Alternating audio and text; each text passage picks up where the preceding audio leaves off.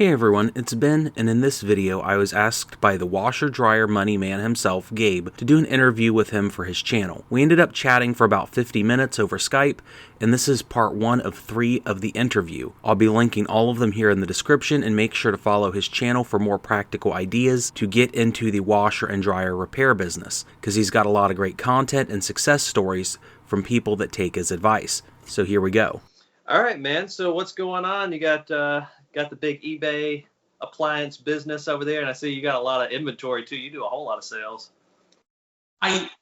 This is actually really bad right now. Our sales are really cyclical here, and what I mean by that is, like, I have some okay stock right now, but every Saturday we'll just kind of go through and we will sell every single piece we have on a Saturday. So, like, 2 Saturdays ago, I probably had 20 washers and dryers on my floor. I had probably like double stacked front and back row. I don't know how well you can kind of see it here.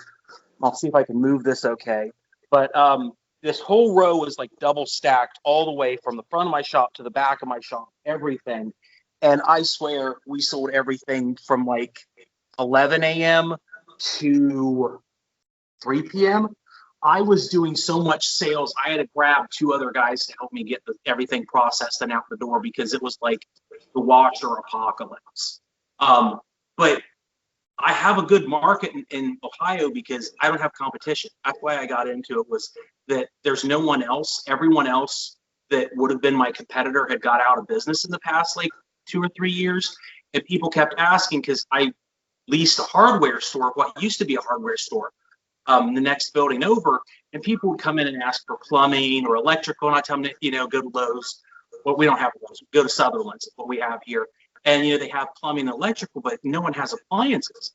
And my option to tell people to go get like a washer dryer set was go to rent to own, go to Aaron's, go to whatever rental place you could to get a washer dryer set. And I started thinking, why am I not doing that? I mean, there's no competition. They're charging $1,000 for this junk Amana set. Maybe I should get into that, and that's how I got into it. Yeah, that's you're similar to what I do. I do a lot of mainly refurbing and selling, but I think you are very interested with your channel because you also sell on eBay on a regular basis, which I think a lot of guys don't do. I have done it a little bit. But I would really, I mean, we can go one subject at a time, but like the eBay thing, I think is really your big niche that you are probably king of. I know guys that murder me in sales on eBay. Right now, I'm kind of at a low period because we had a flood in our building back in June. And then my PayPal account got hacked. I had one of my techs, I don't know if he died from COVID, but he died from something really weird, to where my eBay like died from April through really September. So I'm like, I've got everything set back right now to where I'm getting back on eBay.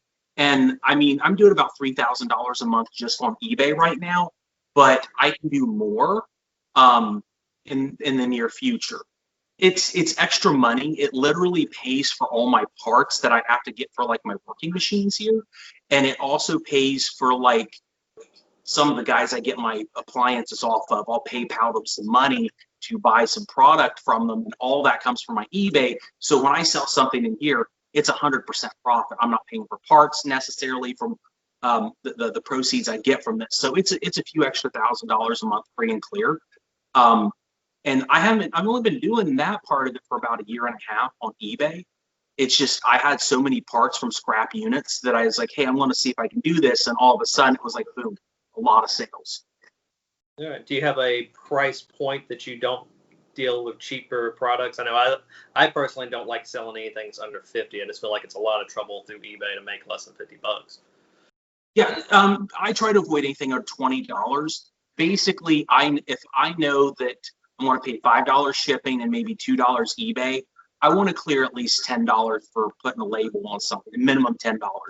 But the thing is, the prices on eBay on stuff vary so wildly that you can have the same looking like washer or dryer board, and you think it's the same exact thing, but one will go for $50 and the other one will go for $100. And it's almost like you got to go through, do your research, and then, roll the dice on what it's really worth. Right before I got into this, I got like a text from eBay saying, "Oh, I sold $100 Frigidaire front load washer board." Um, and I've sold like one or two other of those in the past week for like $40 each, and then this one's 100. So it really varies depending on what it is and what kind of unit it's off of. Some of the more rare it is, clearly the more expensive the eBay stuff is. Yeah, I find that especially with dryer timers, it's crazy the price difference between one timer to the next. Yeah. Yeah, it is. And I probably have a stack of like 60 dryer timers over in my shop, little eBay area. And, if it's like a Whirlpool brand dryer timer that's remotely new, you get 40 bucks out of it. If it's a newer GE, you'll get $40 out of it. Anything past that, especially like slightly older GE or actual Maytag timers, they're worthless. You'll get 20 bucks if you're lucky, and you're probably sitting on it for months. But anything newer, you can, throw in a first class and make, $20 in like 2 minutes of packing. So that they can be worth it. And the washer timers are worth a whole lot more than dryer timers on average. Whirlpool direct drive timers, I sell a lot of those, and they're anywhere from $40 at worst up to, I think I just listed one for $100. So there's a little bit of money in there, but that's really the reason I do that is if I get a unit that we can't fix in our shop, and you do the same thing I do, you'll pay up to $50 to fix a unit. And if it doesn't go for that much, just send it down the road. And I'll just pull the timer off of it and maybe one or two other components I think that are worth it. And then, I'll go scrap it out.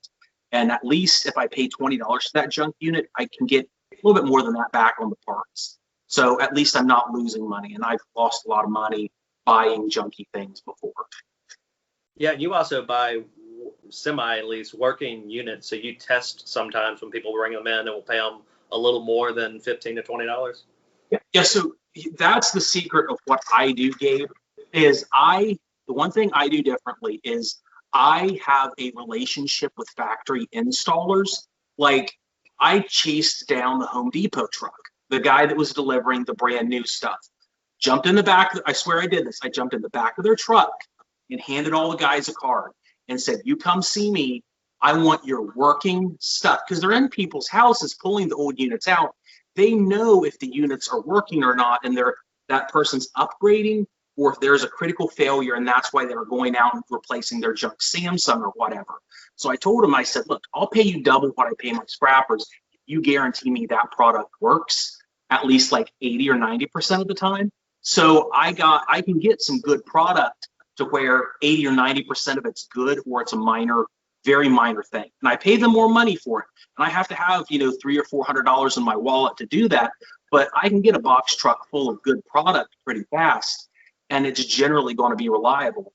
It's not perfect. And it has to be a relationship with someone that I trust and have built a relationship up with. Because I've had installers that don't know what they're doing.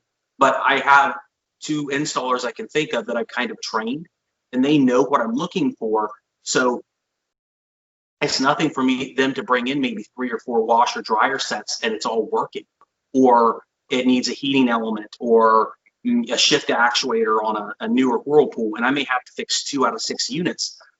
And I'll pay $300 for them, and within 1 day of work, we'll have them all tested out on the floor, and I'll make over $1,000. And that's the best way I have found to find a product, even beyond my normal scrapper guys that bring stuff in, is those relationships with the factory hall or the store haul away guys. It's more money. You put more money into that product working, but you can turn the product a lot faster because you're under the assumption there's no spider bracket problems, or the motor's not going out, or the bearing isn't shot on that GE washer or whatever. So it works out pretty well. Yeah, the spider bracket problem, that is one that just is coming up more and more often with front loaders in my area. I don't know if it's the age that's doing it or what it's about, but I'll grab onto that drum and I'll just shake a little bit, and it's super easy to figure it out pretty quickly. But like, I don't know what's going on, but like it used to be I barely ever saw it happen. Now the odds of it happening are nearly 50-50 now. Yeah, and that's a thing that I look for. If I'm looking at a front loader to buy, I don't care where it's coming from.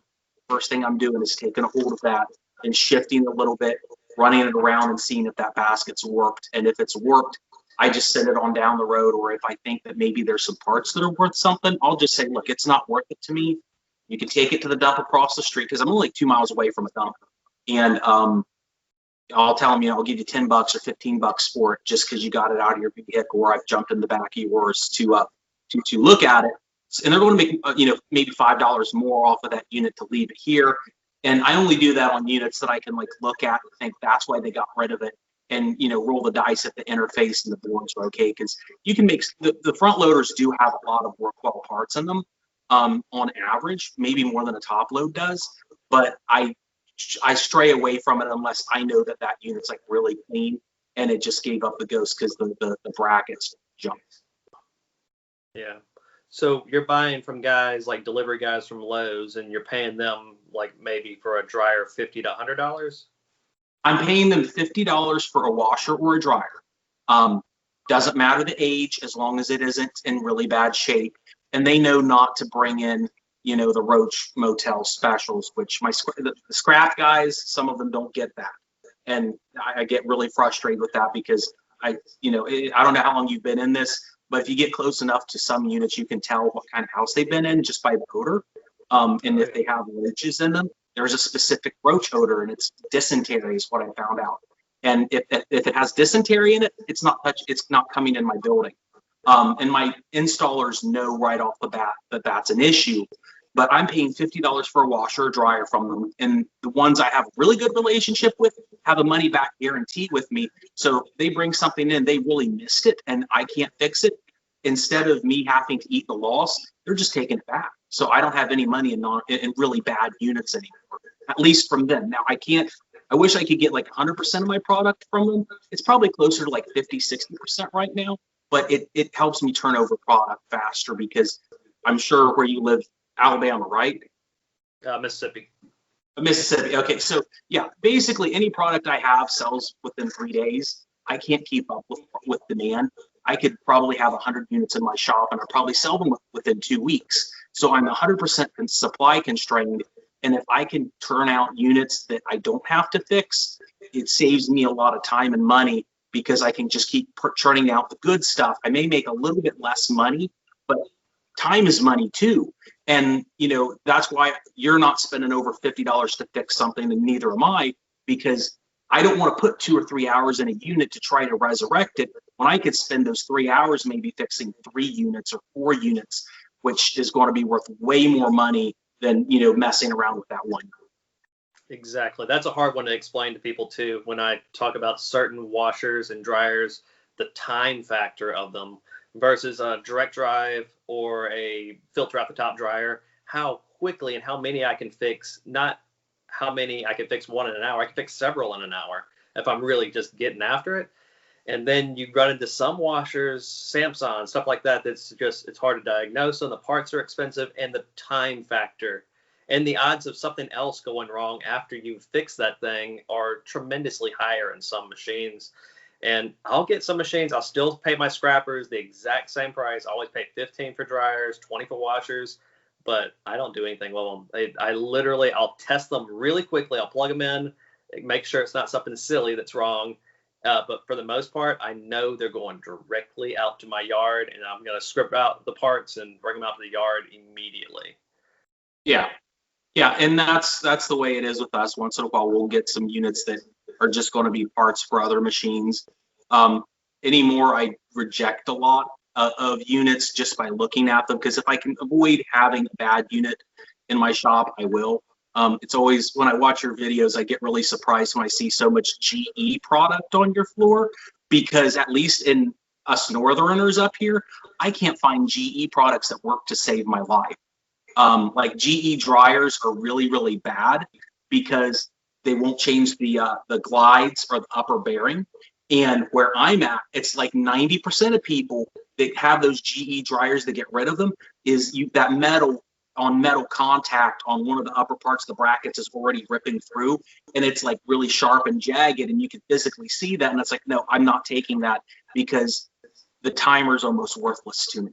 And there's no real parts that I have to go through, because if they don't have that problem on a GE, I never have any other problems with them. Heating element maybe once out of every 10 units, but people up here just run them till they explode, and then they just send them on down to a scrapper or whatever. So I have to be very wary of certain brands, like you said, Samsungs. We deal with Samsungs a lot, but only because I can charge a huge premium on them. I don't mess with GEs that have touched the metal. If they've gone through the plastic bearing that holds the plastic little skids in place, you can get one of those for like, depending on where you get your stuff from. New, you can get them on Amazon for like $30, I think, and eBay you can get them for like 20. So that's still under my $50 threshold, and I keep a pile of those. So there's so often that people will stop when they start hearing a squeak. But just what you're saying is, sometimes I'll get a machine and it's eaten through into the inside of the machine, and there's no fixing it. It's just, you're parting out and moving on. But I will say GE, about half the Gs I get are ruined. They ran them so long that they've run into the metal. But if they haven't, super easy fix, and they're so quiet. That's the one thing about GE. When you replace those skids, that's the quietest running machine. It's crazy. When you turn it on, you think, oh, the drum's not spinning, and you open it, it is spinning. That it was a good design as far as making it quiet, but as far as durability goes, worst design in the world. Yeah, and I mean, at least with my customers, when I have like matching GE, they probably are the fastest selling product I have, because the washer drums are just so much larger. I can point to them and say, hey, this has a larger drum, and they'll just buy it right then and there because they want that larger capacity. And if a GE works good, like you said, they run great, but getting them there is a huge problem for us. Yeah, the GE washers, people pick them up with a dolly, and they have that metal plate on the bottom that will bend up and start touching only during when they fill up with water on large load. So it's a very confusing problem. That's why when I test, I don't care what brand it is, I always test on large load to make sure it's not going to overflow or something like that happens. But that's a super common problem. And I'll get GE washers all the time that it will just be bent on the bottom, and you'll go with a hammer and straighten it back out. Or I'll also put braces. So you can pull those screws out of the bottom and add a spacer going across to create more of a gap, and just pull the feet out a little bit more to create more of a gap there. But yeah, GE is one of those things. It's like just what you're saying. It's such a horrible machine, but sometimes the problem is super easy to fix, but sometimes it's gone. Yeah, it's a numbers game. You can look at the different brands and say, I have this percentage chance of getting it fixed one way or the other.